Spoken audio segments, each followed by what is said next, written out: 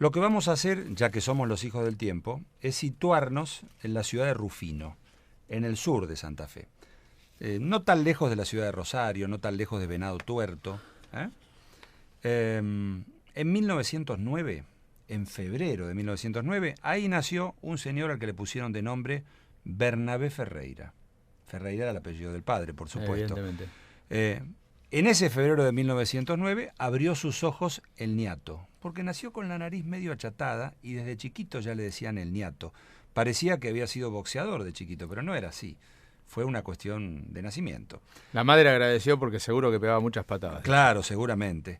Bueno, el niato tenía 5 hermanos, pero tenían especial debilidad. Él por uno de sus hermanos llamado Paulino y Paulino por él también.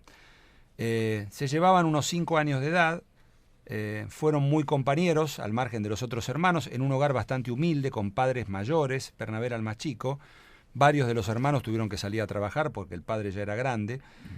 Y el pibe, el Bernabé, empezó a ir a la Escuela Nacional. En 1920, tenía 11 años y medio, lo expulsaron de la escuela porque se escapaba para jugar al fútbol en un descampado vecino. Estamos hablando, insisto, de 1920.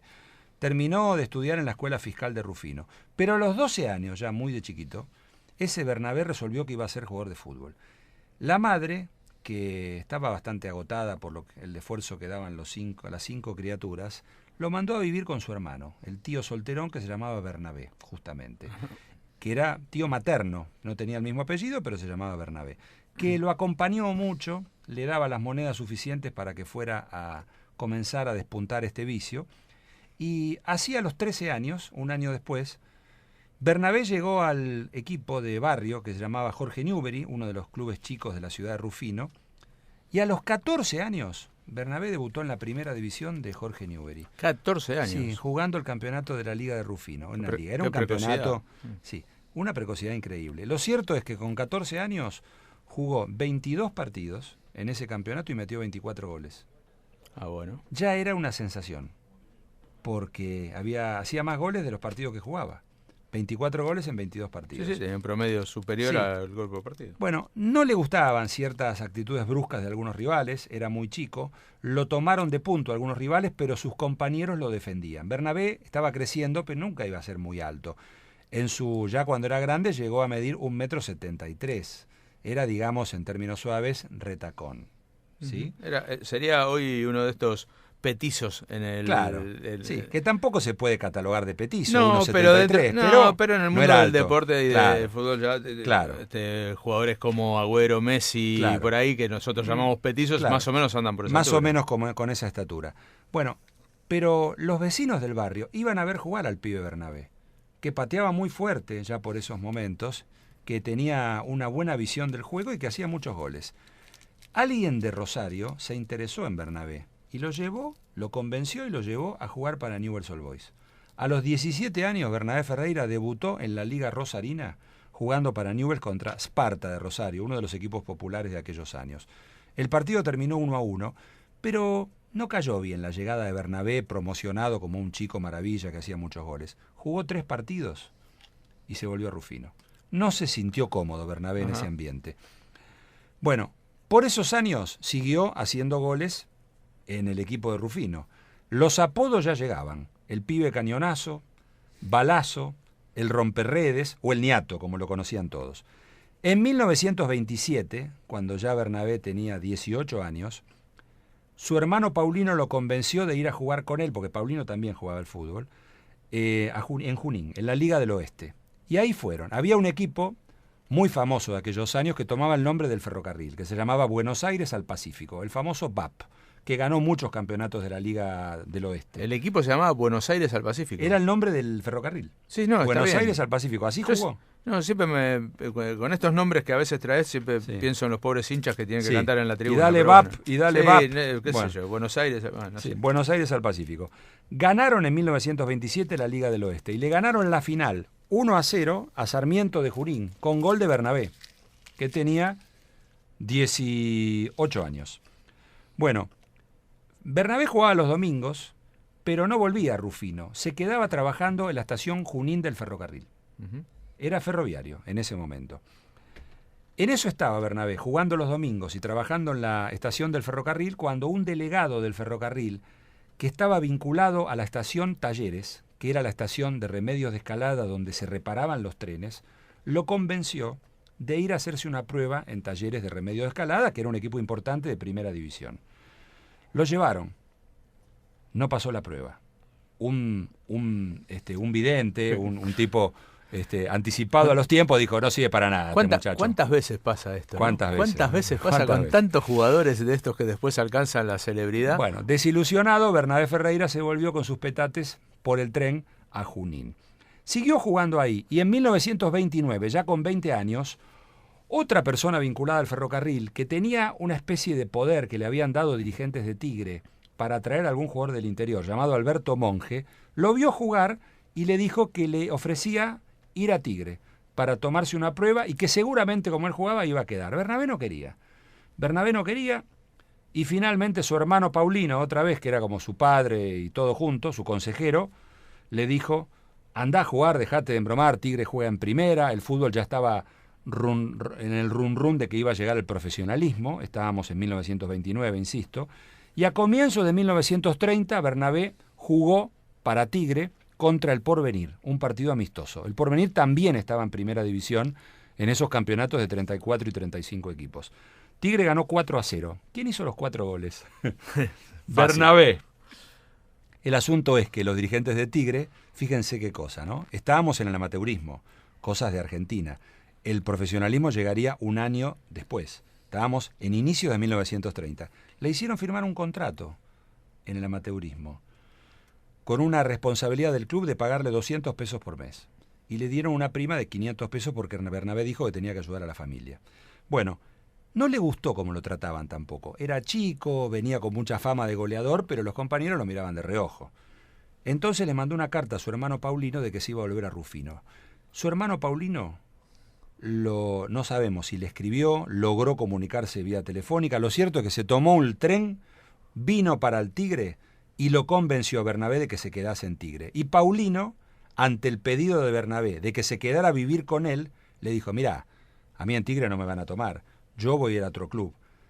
Lo tomó Platense, fue a jugar a Platense y se quedó 2 años jugando en Platense. No fue un delantero importante en esos años, hizo algunos goles, era delantero también, había otros jugadores en esos puestos. En el puesto de él estaba Luis Huesito Sánchez, del que ya hablamos en otro momento, el chico que fue goleador, suicidándose. Claro. Bueno, lo cierto es que Bernabé se quedó. Empezó a hacer goles en algunos amistosos y algunos dirigentes de Huracán lo vieron en un amistoso y le pidieron a Tigre, ya que todavía no había empezado el campeonato, permiso para llevarlo a una gira por el interior del país. Le dijeron, lléveselo, total, un pendejo de 20 años, que no, desconocido. Bueno, Huracán jugó 8 partidos en esos amistosos entre Salta, Tucumán, Santiago del Estero. Bernabé hizo 11 goles en esos partidos, pero tenía que volver a Tigre.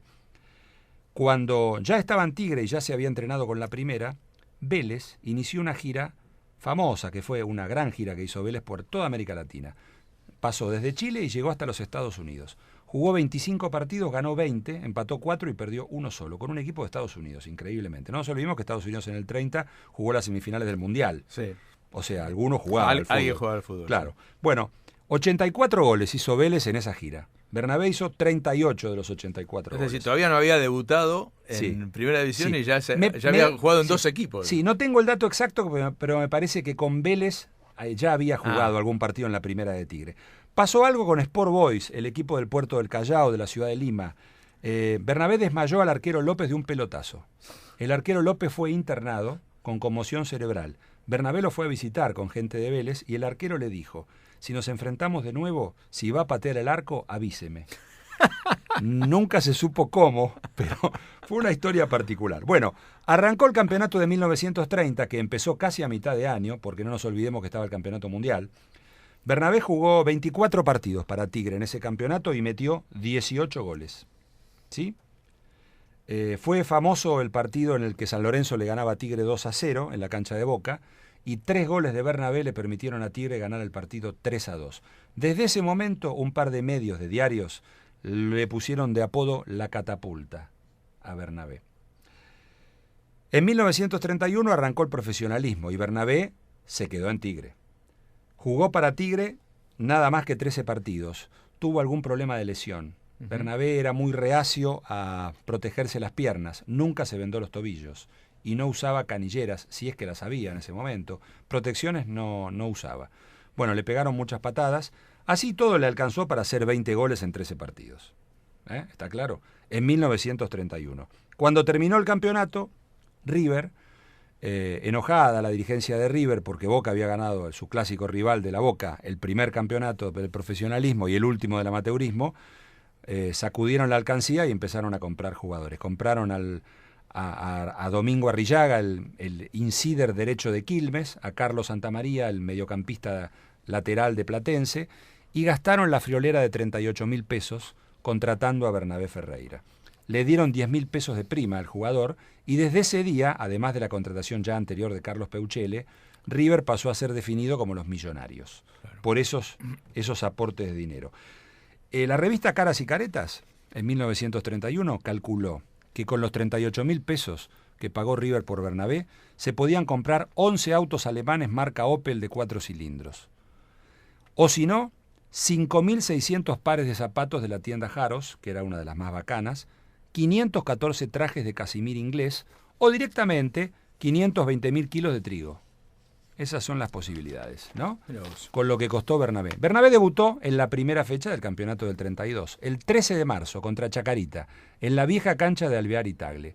River ganó 3-1, Bernabé hizo 2 goles. En las primeras 12 fechas, Bernabé hizo 17 goles. Y en la fecha 13 era tal el fenómeno que había producido su figura que una marca de cigarrillos daba un premio al arquero que mantuviera su invicto no contra River, contra Bernabé. En la fecha 13, el arquero de Huracán, De Nicola, recibió el premio por haber mantenido el arco invicto.